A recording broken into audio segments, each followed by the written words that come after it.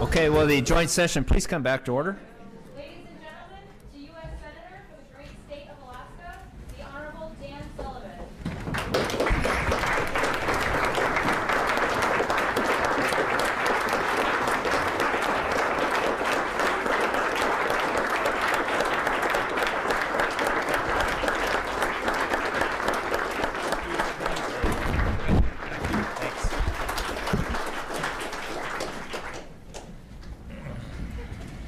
Thank you. Good morning, everybody. Thank you for that nice round of applause. President Meyer, Speaker Chenault, members of the House and Senate of the great state of Alaska, thank you for allowing me another opportunity to come and speak to you today. And I want to first and foremost start by thanking all of you, everybody here, for the great service you and your staffs do for our great state. It's great to be back home. Much has happened since I addressed you last. Some of us, particularly me, have a little more gray in my hair, a little more wrinkles around the eyes, a little more squeaky joints after a run. We've certainly, all of us, logged in a lot more miles in the state, throughout the country, and even in parts of the world. And a year later, we're a little bit wiser, hopefully. Hopefully we're a little stronger and more generous and kinder, because if experience doesn't do that for you, there's no point in even having it. And some of us have had milestones in our lives. Some, like my wife Julie and me, have sent one of our children off into the world. As a matter of fact, we just got back from our first parents' weekend from her college, our daughter Megan's college in California. She's a freshman, and it's nothing like visiting a college campus that can make you feel both the passage of time, but also a strong sense of optimism. And we all know it, but I think it's important to say we are certainly raising amazing kids in our great state, amazing kids in our great country. And I know many of you, like me, got into elected office because of our kids, because of our future. In the past year, unfortunately, we've also lost people, family, parents, colleagues, who have left an indelible mark on all of us. I didn't know him as well as many of you did in this room, but I worked very closely with Max Gruenberg when I was a state's attorney general and DNR commissioner. I don't have to tell this body this. He was a good man, a Vietnam veteran, had a servant's heart, a moral compass, always set to true north. His seat might be empty, but his spirit certainly still fills this room. So what else has changed? The price of oil, for one. That wasn't even a joke. And I know I don't have to remind you of that. And I don't need to remind you that you are wrestling with some of the biggest issues to confront the state in decades that are going to have a big impact on the future of our state. And I, for one, want to thank you for the hard work that all of you are doing here. So how about a round of applause for you?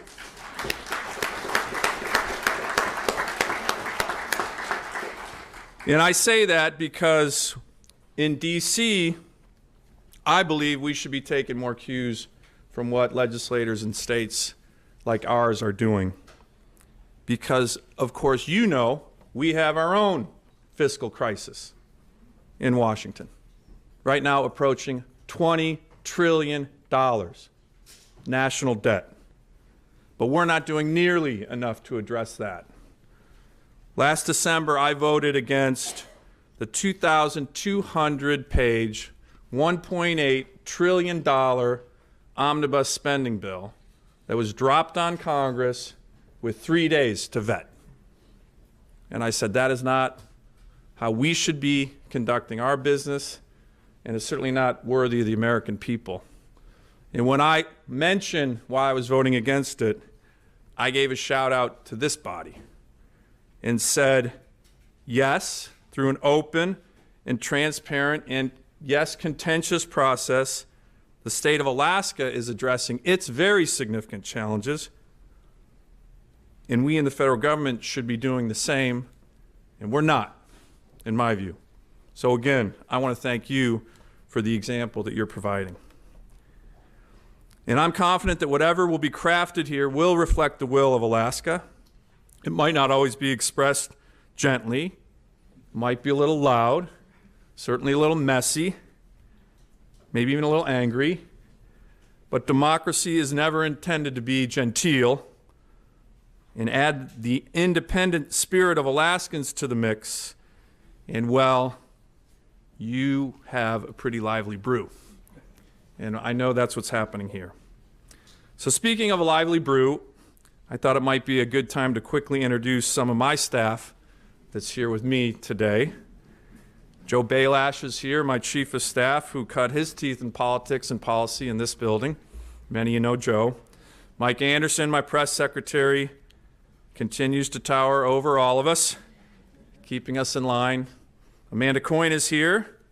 Many are probably happy that she's still here with me and not reporting on you. Connie McKenzie's here. She's doing a great job representing us in Juneau. And she's not staff. Much more important than that, my wife, Julie, the love of my life, the best thing that ever happened to me, no doubt, is also here.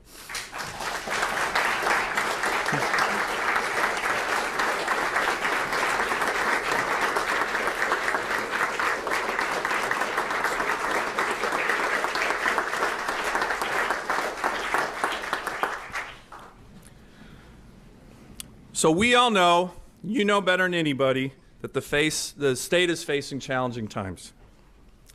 But Alaska has often faced challenges, and what I've been doing to prepare for my remarks today was to look back over the last decades, really, at other senators who have addressed this body in a joint session. I think there's wisdom to be gained through looking through the past on what some of our previous leaders have said, particularly during challenging times. And what is clear when you look at their messages is that we've always come through the challenging times that the state has had stronger, better. And working together, I know we'll do it again. In 1988, in what many refer to as the crash in our state, Senator Ted Stevens spoke to this joint session of the legislature, and he said, quote, "Our federal government does not have the ability to reverse the decline in world oil prices, nor does it have the resources to restore the losses experienced by our state's economy. But," Senator Stevens noted, "the federal government does have the ability to help the state in many other ways. It has the ability and indeed the responsibility to invest in infrastructure, to help make sure Alaska is getting the full value for its fisheries, to help us develop our resources, and to help the country recognize how important Alaska is in terms of national security and our military." And of course, Uncle Ted was right. During those years, Alaska enjoyed the benefits of having one of the strongest federal delegations of any state in the country, with Ted Stevens, with Frank Murkowski, with Don Young. Today, Lisa Murkowski, Don Young, and I are working towards restoring that strength. And already, as a united federal delegation, we can point to some significant successes that we've had that were highlighted by Senator Stevens almost 30 years ago. So let me talk about a few of these. First, infrastructure. We know it is crucial to our economic development. It always has been, whether it's the Alcan, whether it's the Trans-Alaska Pipeline, roads, mines, bridges. When you look at Alaska, we have engineering marvels in terms of infrastructure. Last year, we were able to pass the first long-term highway bill in well over a decade. And that was one of these issues where Senator Murkowski, Don Young, and I worked very closely. First, to defend a federal formula that provides significant infrastructure dollars to our state that is often under attack. So in this highway bill, we'll be getting $2.6 billion of transportation funds to the state of Alaska in the next 5 years.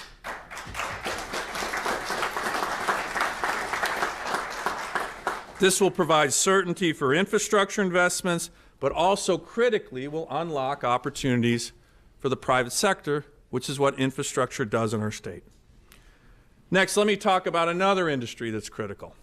I've like to use the phrase back in DC that Alaska is the superpower of seafood.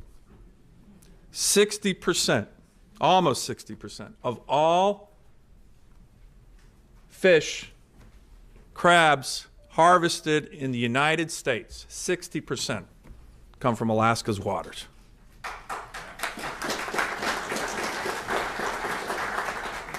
That contributes to almost 80,000 jobs directly and indirectly in our state and has roughly a value of $6 billion, which is huge for a state of our size. So we have been working and made significant progress this past year to increase demand for that product, that great Alaska product, produced by what are really fantastic small businessmen and women who take risks, who pass on businesses from generation to generation, who produce a great product, and we're going to continue to make sure we have a strong industry there and strong, healthy coastal communities that are supportive of our Alaska fishing industry. An important part of the work of this body that so many of you have been focused on for years, and I've learned a lot from so many of you, is taking care of the most vulnerable in society. And when I started as Alaska's Attorney General in 2009, many here, but in particular, I want to do a shout out to Senators Liesl McGuire and Anna McKinnon, helped me focus on the issue of sexual assault and domestic violence, which, as we all know, is a scourge of Alaska. And I've taken what I learned from many of you to Washington and the passion on this issue because it's a problem in the country.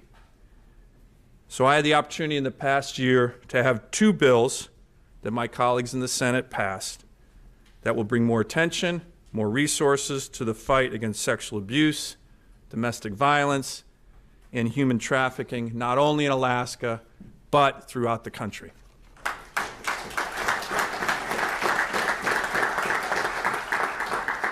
And I want to talk about another issue when you talk about the most vulnerable that has really struck both our state and the country in almost like a tidal wave.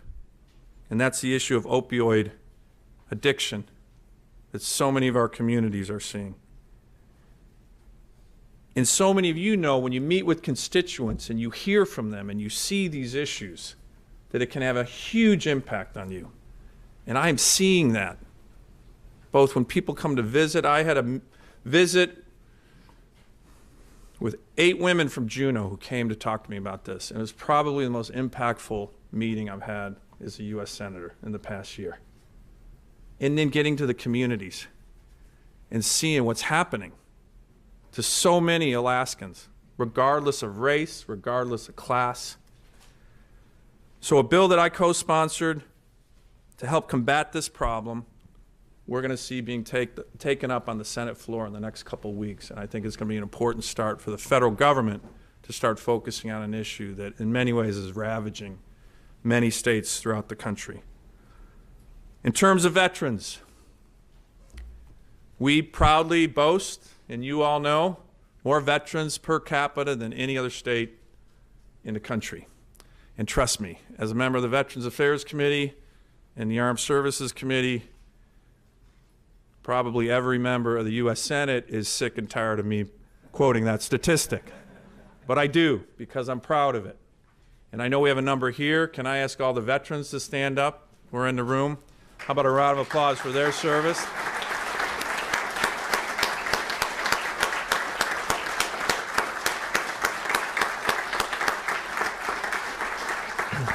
And we are holding the VA's feet to the fire about getting the health care to our veterans that they have earned and they have deserved.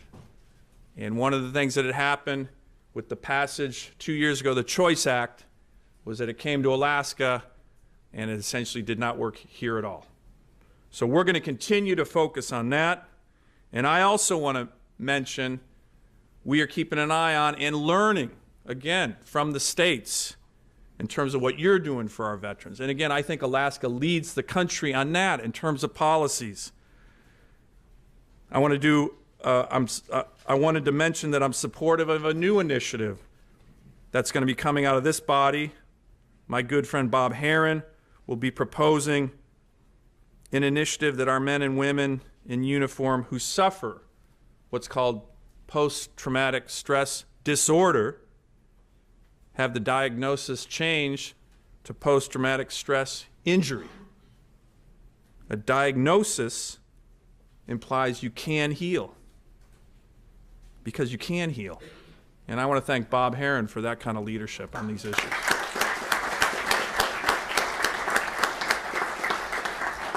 Now, as for resource development, we know that it continues to be the economic driver of our state. Alaska's North Slope remains a world-class basin with huge untapped resources, and we are beginning to see, and I know you're starting to hear about it, some major projects moving forward, which could produce hundreds of thousands of barrels of oil a day, mostly on state land. This is exciting news. But the federal government, of course, has a history of putting the brakes on these kind of projects.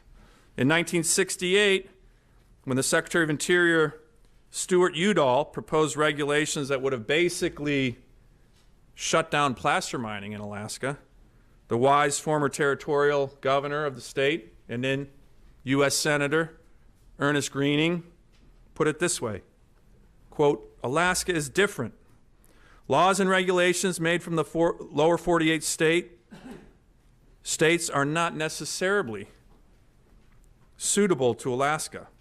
In Alaska, we can prevent pollution by wise state action and federal cooperation without limiting desirable development.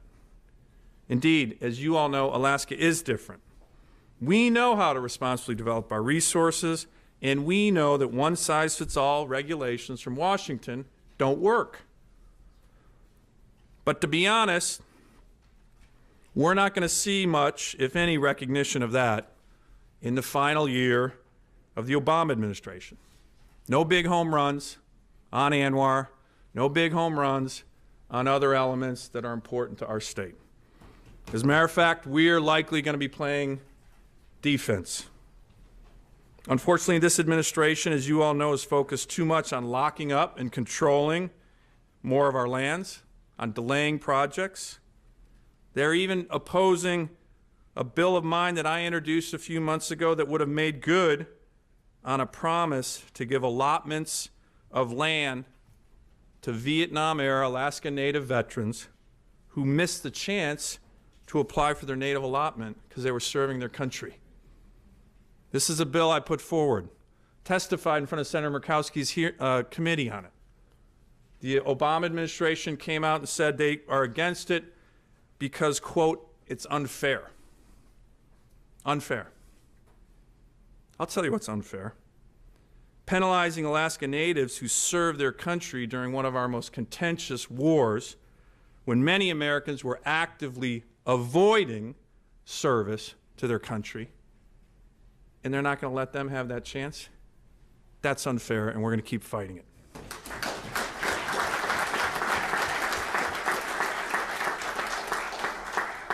So in this final year, we are unfortunately expecting more lockups from this administration, and we're all working together, and it is truly all of us working together, the state and the feds, we need to remain vigilant. We've already done that, killing a number of regulations that the administration has put out that have been solely focused on Alaska.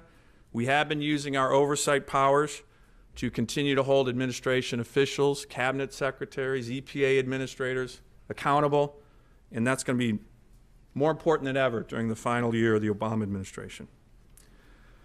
So looking back on many of the speeches made to this body, nearly all of them do what I just did there. A list of accomplishments, which I think is appropriate. After all, we're politicians.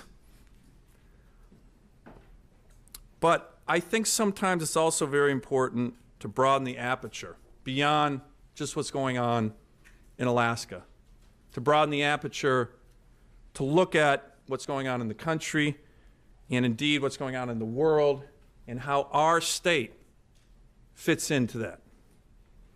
So let me start by saying there's good news in that regard and there's bad news in that regard. I'll start with the bad news.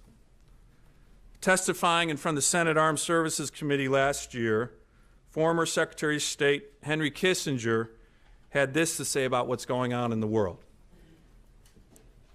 Quote, "The United States has not faced a more diverse and complex array of crises since any time since the end of the Second World War. The world is clearly becoming a more dangerous place. And there's a lot of reasons for this, but one that's become clear to me and many others is that America has been steadily withdrawing from our traditional leadership role in many places in the world. Just a few weeks ago, I had the opportunity to go with a bipartisan group of senators to what's called the Munich Security Conference. This is a big annual security conference, world leaders, defense ministers, foreign ministers, and the theme in speeches, but more importantly in private meetings with these leaders, was where is the United States? We met with the Prime Minister of a very important ally of ours, and when asked at the end how we can help her country, she stated to us, there's one thing you can do to help my country, but all the countries. You need to lead again. The United States needs to lead again. You're not doing it, and we're seeing the impact on global security. And as the U.S. withdraws, we've left a leadership vacuum in the world, and others are filling it, whether it's countries like China or Iran or Russia or North Korea or terrorist groups like ISIS. And they're filling it with a dangerous intensity across swaths of the Middle East, in the South China Sea, on the Korean Peninsula, in Ukraine, and closer to home in the Arctic. So that's the bad news. Now what's the good news? The good news is that Alaska is increasingly being viewed as a place with the strategic location, with the assets, with the personnel, with the communities that are so supportive of our military, that we are being viewed as playing a critical role in our nation's defense. This is good, of course, for the United States, but it's also good for Alaska. And the timing is right for us. As all of you know, the military has played a critical role throughout the history of our state in building Alaska. And now, during these challenging times that we have here, we're fighting to ensure that the military is coming back to help us sustain our way of life and continue to protect our country. I like to talk about what we have in terms of what I call a triad of military power, capability in Alaska that is really, truly second to any other state, second to none. And that is being increasingly recognized and, importantly, increasingly bolstered. First, we are the cornerstone of America's missile defense. Second, we're becoming the hub of America's air combat power, not only in the Asia Pacific, but around the world.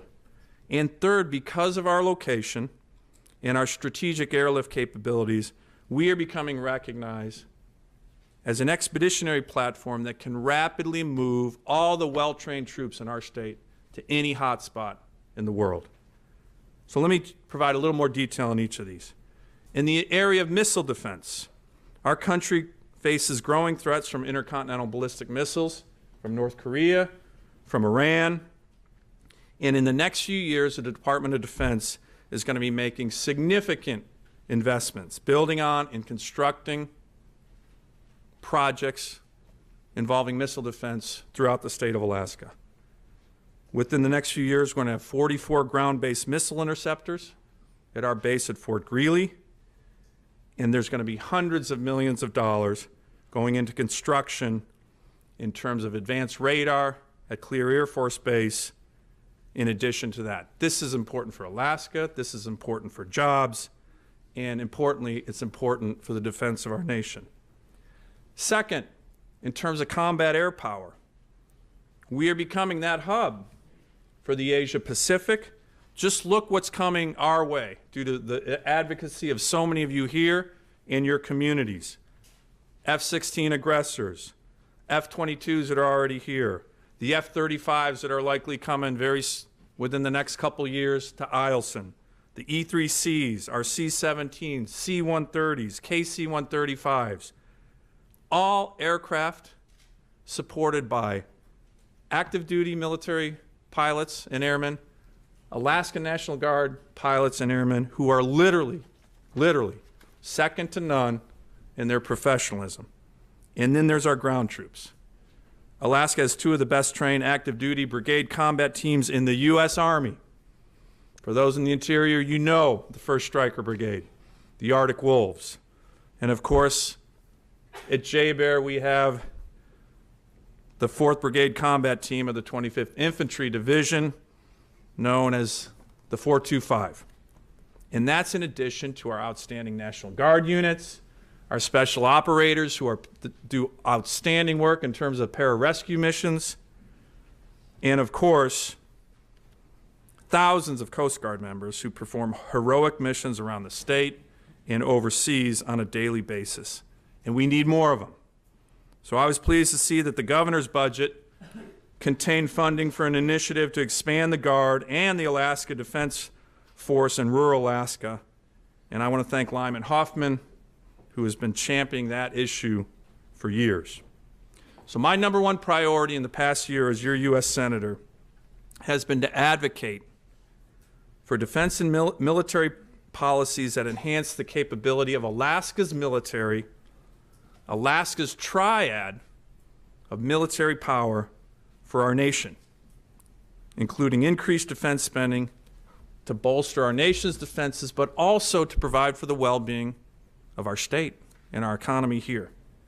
So you see, we have a PowerPoint presentation we left you at your desk, and it's just one of the many ways, whether it's secretaries of defense or generals or other senators, that we are getting in front of everybody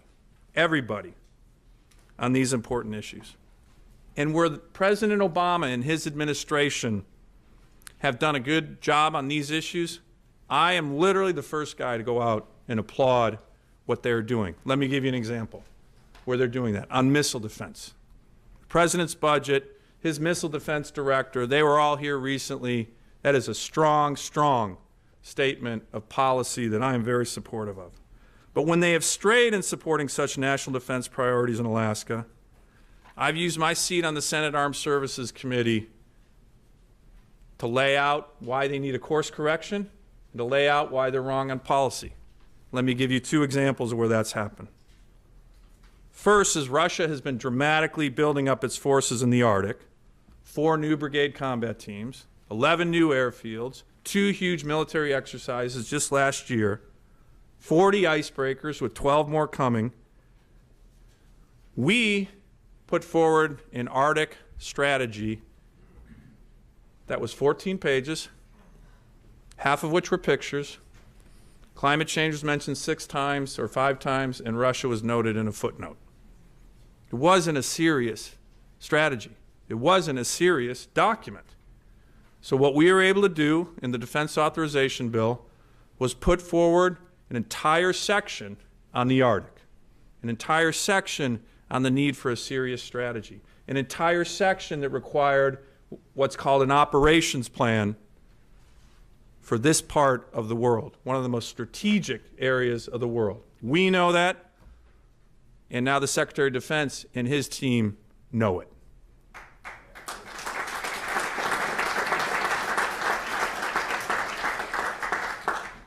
And second, and many of you are aware of this, last year, despite what's going on in the Arctic, the Department of Defense decided to essentially get rid of one of the brigade combat teams that I talked about, the 425, as the Russians were building up, as we saw challenges in North Korea and other places. The only airborne brigade combat team in the entire U.S. military, in the entire Asia Pacific, I mean. And this makes no strategic sense. So what we've been doing in the last year is spending literally hundreds, if not thousands, of hours making the case that this does not make strategic sense for the country, and it does not make strategic sense for our state. And trust me, if the Obama administration does move forward with its initial plan to get rid of this brigade combat team based in J-Bear, they're going to literally do this practically over my dead body.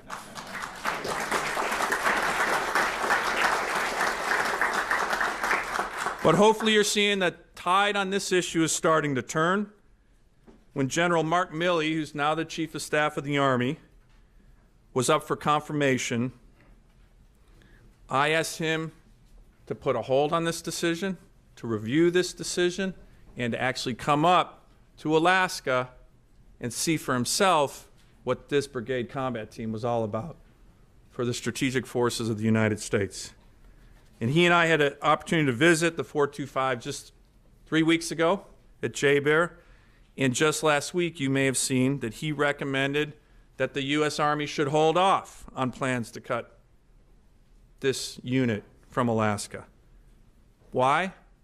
Because of the changed security environment throughout the country, throughout the world, and again, because of our strategic location here in Alaska. So there's more to be done on this, more commitments to be made, but I am optimistic that this critical unit to the country and this critical unit in Alaska is going to remain intact in Alaska.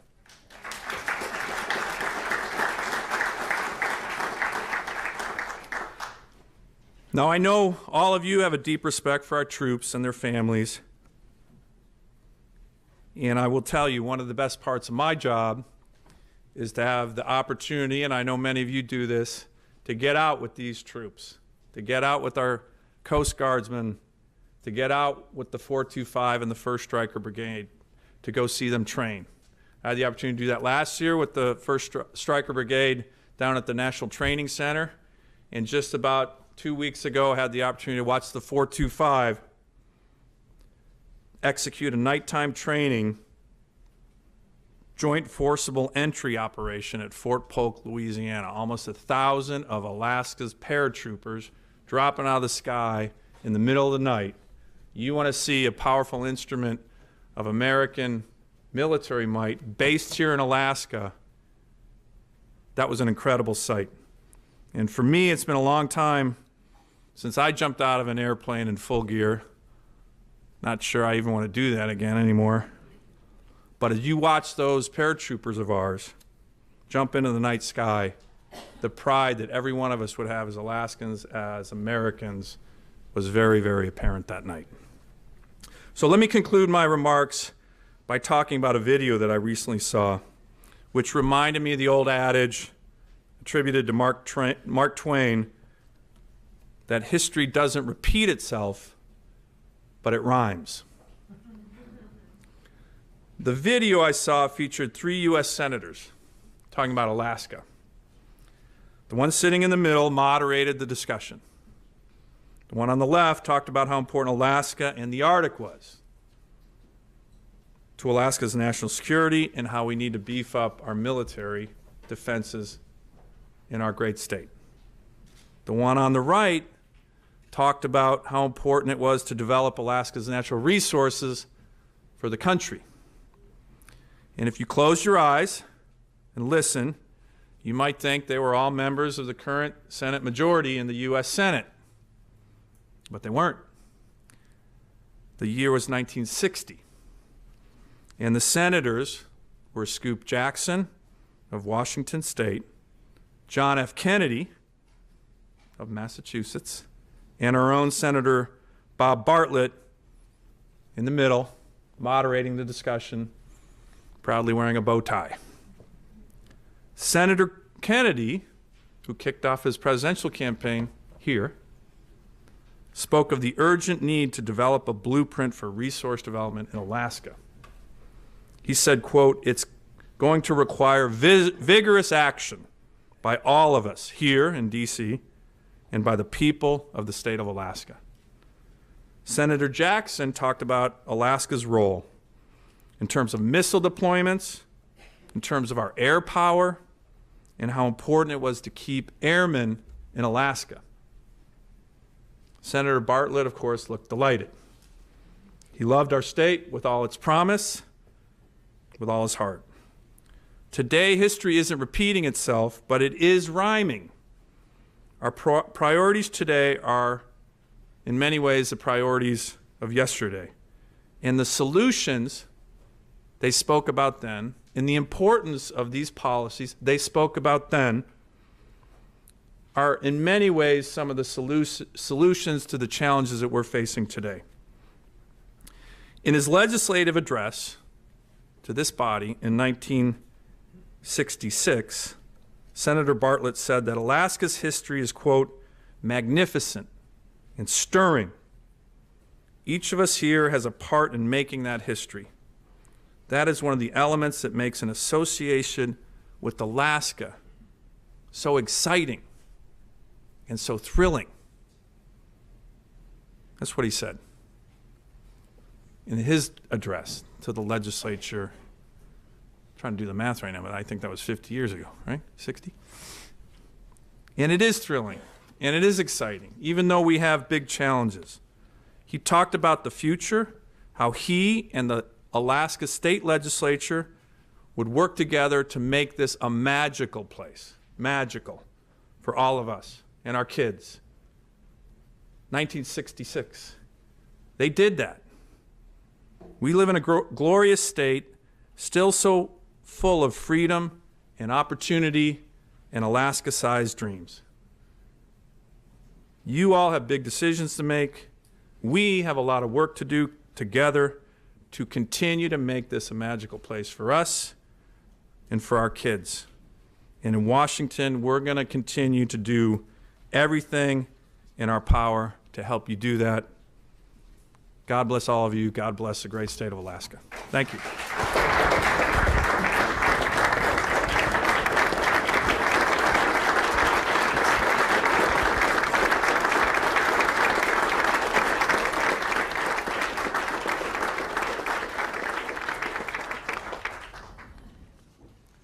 Thank you. Senator Sullivan, do you have time for questions? Yes, sir, Mr. President. Okay, great. Senator Stoltz. It's my old desk here. Thank you, Mr. Senate President. Welcome, Senator Sullivan. Thank you, Senator. So I'm glad you talked on briefly on one of the topics. It's about the last thing I think thought I'd be asking you a question about a year ago, and that's on the issue of addiction.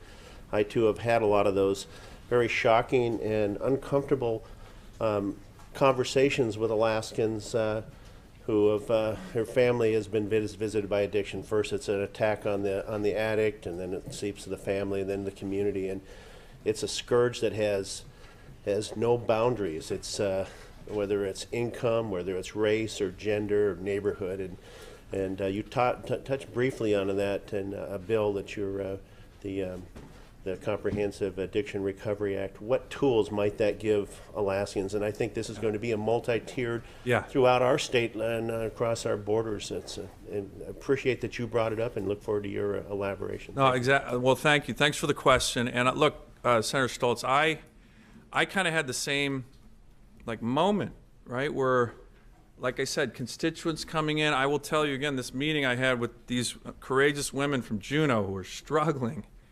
I mean, I get kind of choked up just now, what they're trying to deal with. And then you know, you go to different communities and you see these things. And as you guys know, sometimes you think you have an idea on what's important in the state, and then, wow, something new, something dramatic, something, in many ways horrible. So what I told my staff after a number of these meetings is, look, we gotta help. We gotta dig into this. We gotta understand it. We have to. So this CARE bill that we're gonna be moving forward on, it's bipartisan. I think we're gonna take it up maybe next week, as early as next week.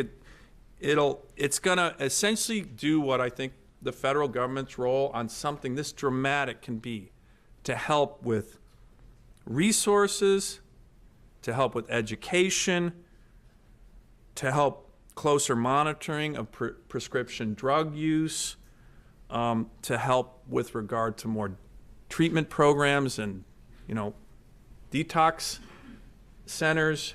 So, but the key is, and you just mentioned it, is this can't be the feds coming in and saying, hey, do this, do that. This has to be literally everybody working together. States, communities, the feds. And one thing I tried to do once we started really getting involved with this, I asked to see the Secretary of Health and Human Services. So the woman who's in charge of kind of all these issues. It was interesting. I know her. She thought when I wanted to go see her with my team, I was going to talk about Obamacare, because she's in charge of Obamacare. And I kind of said, look, I'm not here to talk about Obamacare because we're not really on agreement on anything about Obamacare. What I want to do is talk to you about this problem.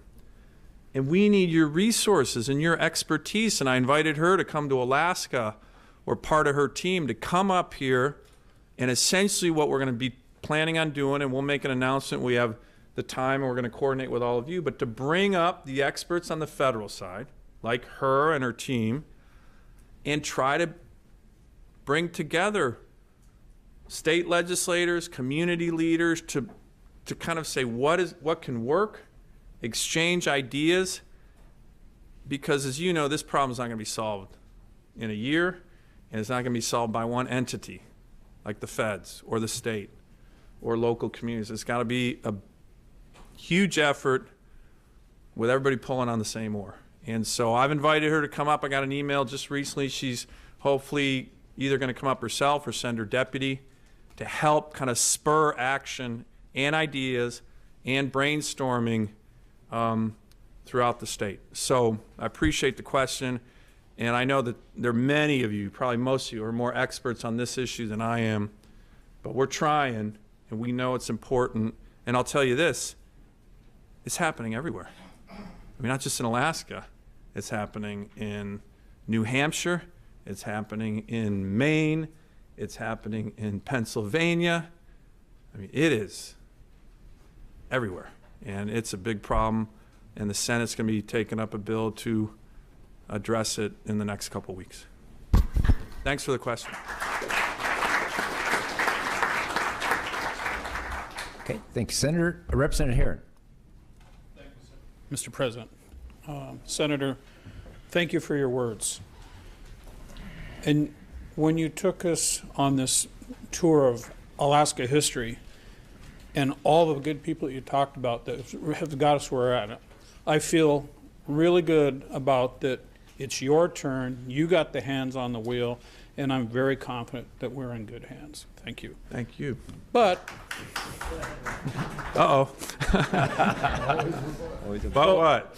No, I'm kidding. I would conclude on the military part of this is thank you for fighting for our military men and women and the strategic importance of our state and our country. Sir, I don't know if you're flattered, but here in a couple minutes there's going to be a protest outside, and you're the target. Oh. And What I do? It's in their protest is going to be in the name of climate change. They want to shut Alaska down. But we need to develop our resources for our families. Sure, we know what negative effects of climate change are. But Senator, how can we afford to make those investments? How can we adapt to climate change if our resources are locked up? Senator, in conclusion, we need to grow our economy. You know this. We need to develop our resources in a safe way. But how can we do this if we're locked up like a snow globe? Well, look, thank you very much for those comments. And by the way, I want to thank all, when I was talking about making the case on the strategic value of Alaska, and that's one of the reasons we provided this PowerPoint. So many of you are doing that, not only here, but you're doing that with regard to what's going on in the Arctic Council, with regard to testimony. I'm looking at some of the members of this body who've been testifying in front of Congress on these issues. And so I want to thank you guys, because in many ways, the most powerful advocates on the strategic location of Alaska are coming right from this body, and the most powerful advocates on resource development and having a strong economy are coming right from this body. And it's bipartisan. If you noted, what I tried to do in my remarks today is quote from senators who are Republican, senators who are Democrats. And it's interesting to listen to John F. Kennedy talk about resource development in Alaska and how important that was to the country and how important that was to Alaska. So look, as you mentioned, we're seeing the impacts of climate change, but somehow the notion that developing energy sources, and I'm a full believer in all of the above energy, hydro, wind, and yes, hydrocarbons. The president talks about a huge drop in the amount of greenhouse gases that the United States has produced over the last several years. Okay, it's true. But you know what he doesn't say? It's because of the revolution in natural gas development. That's why that's happened. So if we're producing natural gas or other sources of energy that's going to empower our people, empower communities where we have the highest cost of energy in the country, we got to be able to do all of it. And I think that's what you want me to advocate for in Washington, and I know that's what all of you are advocating for, and I don't see it as a partisan issue in this body. It's a very bipartisan issue. So thank you for your comments. Okay. Thank you, Senator Sullivan. We do want to conclude by 12, so this may be our last one. Senator Dunleavy. Thank you, Mr. President. Welcome home, Senator. Just a quick Thanks. question. With the recent passing of Supreme Court Justice Scalia, there's been much said, much discussed about how this process to replace him is going to unfold.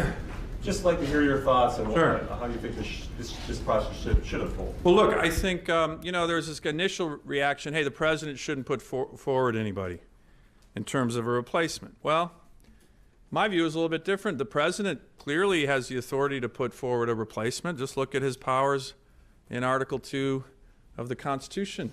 But also look at the powers of the Senate in Article 2, Section 2 of the Constitution.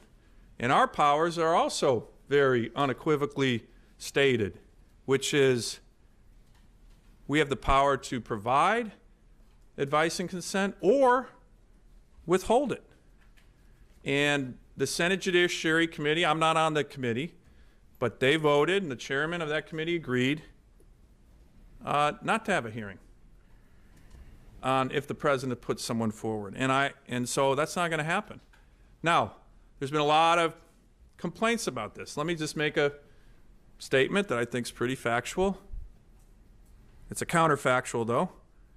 If the shoe were on the other foot, imagine we were at the end of a 8-year term of a Republican president, say John McCain, if he was elected in 2000, and we had a Senate majority of Democrats right now. Pretty sure the same thing would be happening right now. As a matter of fact, Joe Biden has already essentially said that previously when he was a senator. Chuck Schumer did. Senator Reid did. So to me, it's not a huge surprise, and particularly now that this vacancy has come up literally in the throes of a presidential election.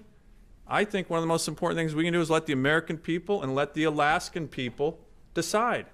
Because this election, it's now becoming very clear in November, Yes, it's going to be about who controls the Senate. Yes, it's going to be about who controls the White House, but it's also going to be about the control of the U.S. Supreme Court, which is why this is such an important election. My own personal view on kind of how I will evaluate as a senator, even though I'm not on the Judiciary Committee, a nominee, because there will be a nominee eventually, is I'm going to be looking for someone who, in many ways, was focused on the issues that Justice Scalia was. He was an ardent defender of the separation of powers, an ardent defender of the separation of powers, and a full defender of federalism, what he called dual sovereignty. The power of the states is listed in the Constitution just like the power of the federal government is. And I had the honor of meeting him as a young law student, something that I will never forget. Some of you I've told the story to. It's pretty amazing.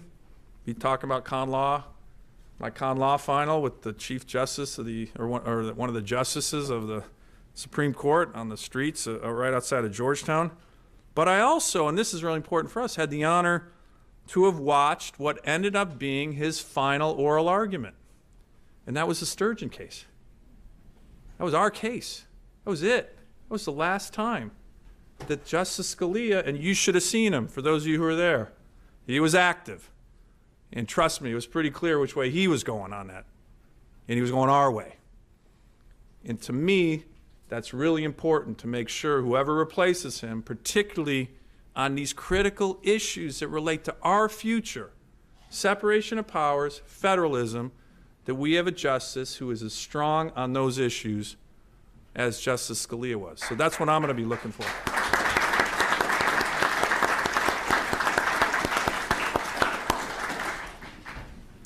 Senator Sullivan, thank you very much for your time and for addressing the joint legislature. I'm sure you'll be around throughout the day. So, Yes, sir. Okay, great. Thank you very much. Mr. Speaker, thank you.